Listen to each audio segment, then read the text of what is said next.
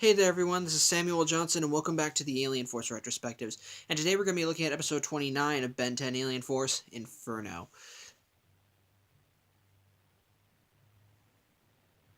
Yeah, this is 29, sorry, I'm just doing some counting to make sure I remembered.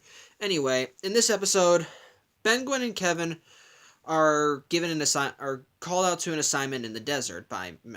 pretty much what happened was that an oil tank... Pretty much was that... So, an oil tank, or at least I think...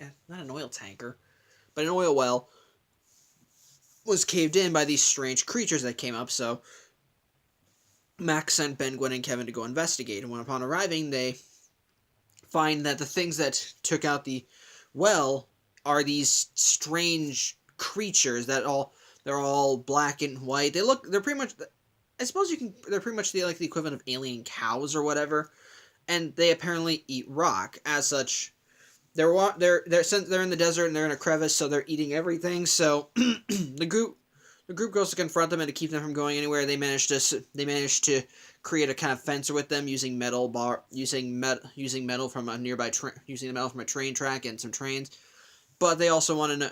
But when they report this to Max, Max tells them that these creatures are a breed called pyroxivores. They're a species of creatures that actually live deep under the earth.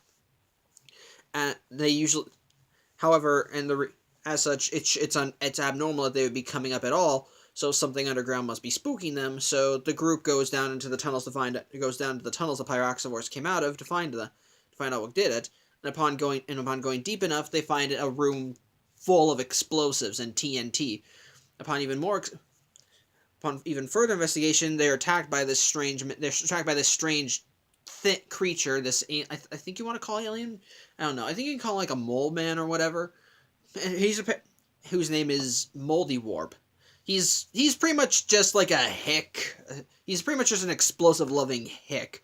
And apparently he's also the guy that owns the pyroxivore herd. As such, he's telling the group that the reason that he stole the dynamite over the course of several years, and he's been using it to keep his herd safe, but it's getting harder with the new tenant nearby. And of course the group is wondering, what are you talking about, new tenant? And so he brings them to an elevator shaft, and they go down, and as they go down, they realize it's getting a little hotter than it should be, especially at these lengths. And he tells them that it's because someone's is pulling up magma. And so when they get down to the bottom chamber of the elevator, they find it's pretty much just a huge chamber, and yeah, it's pipes full of magma. There's a giant hole with a giant bomb over it, and it's Volcanus. It turns out that this entire operation was set up by Volcanus. And the reason he's doing this is because after the Kevin's Big Score episode, he took all the Tainite that he mined from Kevin, and, well, it was all worth a fortune, and he used it to pretty much make a claim on the planet Earth. Filled all the paperwork, paid all the fees. Pretty much he owns the terrain, and he apparently can reshape it and he can pretty much do whatever he wants to the planet, and, well, for his species comes from a planet where pretty much as Kevin puts it, a cool day is around 800 degrees. As such, the reason he set up this whole operation down here is because he plans to drop a bomb down to the center of the Earth and just ignite the planet.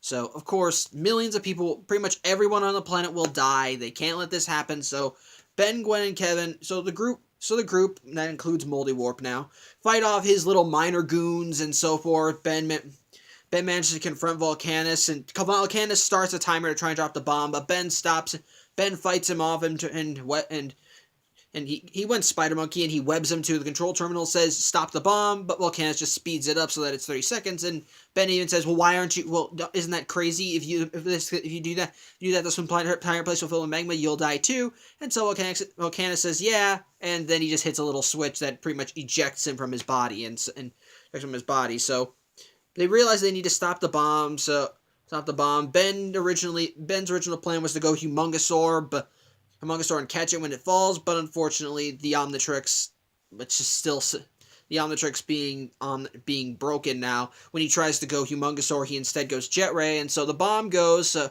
the bomb is dropped, but he manages to fly down the shaft and pretty much cause it to explode too early. So and causes it to explode too early so that it doesn't ignite the core. So he gets away.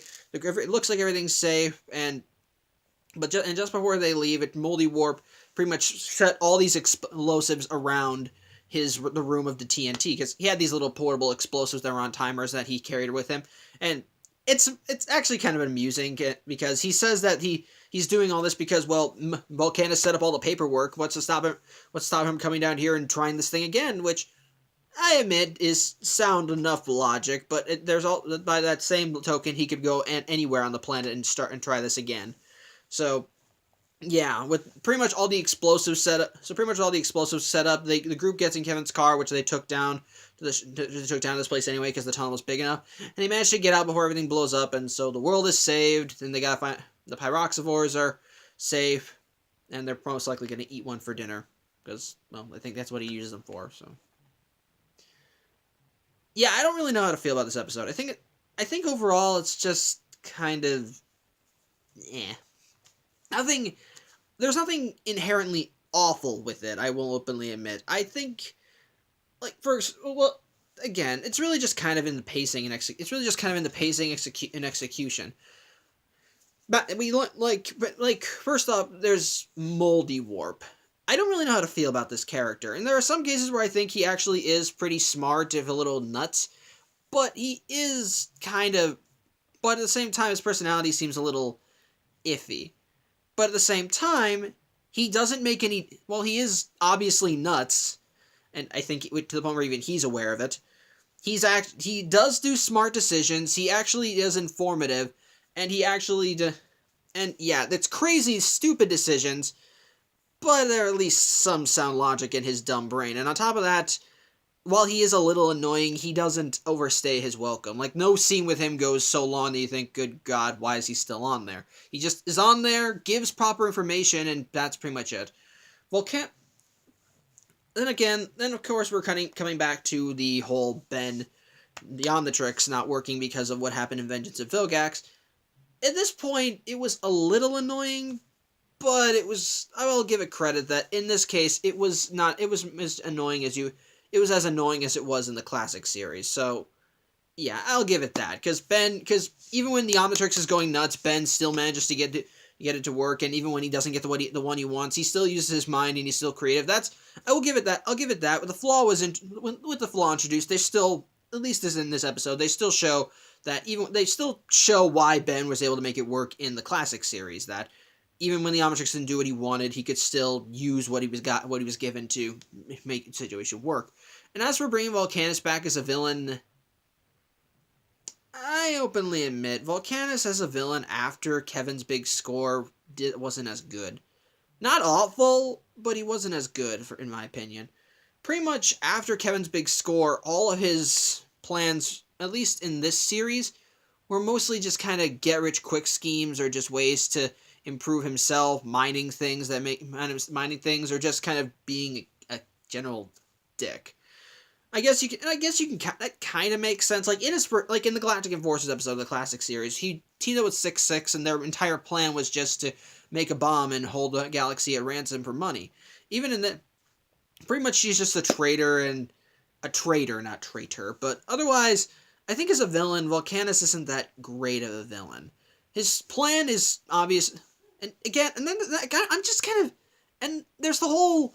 He got legal claim on the planet Earth, which I don't care how the rest of the galaxy looks at the Earth in the Ben 10 universe. It is full of people. Innocent people. People that are just innocent bystanders. They have police forces, for crying out loud, that do this sort of thing. I think even if he was able to lay a claim on the planet Earth, there would be still rules that say you can mess with it as long as you want, but you can't affect the local wildlife. You have to make sure they stay safe. I think there would still be kind of an addendum for that at least. So I don't know why that was. So I don't really understand that. And on top of that, how is he able to make a claim this easily when there are rules for this? We had, just an episode ago, we had a two-parter where Vilgax had to proclaim a challenger's... What was it? Damn it, I forgot what it was called. he pretty much had to challenge the planet's greatest warrior just to lay claim to the planet, and yet Volcanus was just able to buy the planet. I don't understand that. It's a little dumb. It's very dumb. But it's just kind of dumb. Like, again, there's nothing, but at the same time, there's nothing really awful in the episode. I like seeing the bit of the Raxivores. The designs are kind of generic. Actually, maybe they're not. Their designs are generic, but their presence is kind of there, though they're not really resolved that much. Again, Multiwarp isn't god awful annoying, as they do know how to lean up on him, but otherwise he was just kind of there. Volcanus is, in my opinion, after I think beyond a personal debt, I think he's not as big a villain as other villains. The other ones, especially when you see him in the baby body. And just the whole idea around this, it just kind of feels iffy to me. That it's just kind of iffy, and the entire episode was just that to me, iffy. Nothing really awful about it, but at the same time, nothing really great either. So, yeah, on the whole, Inferno is just kind of an episode. I'm sorry if you enjoy it. If you do, I'm sorry if you really do enjoy it. And if you do, more power to you. But that's just my own opinion, so, yeah. Thanks for watching. I'm Samuel Johnson, and I guess I'll see you next week as we look at episode 30 of Ben 10 Alien Force, so, yeah. I'll see you then.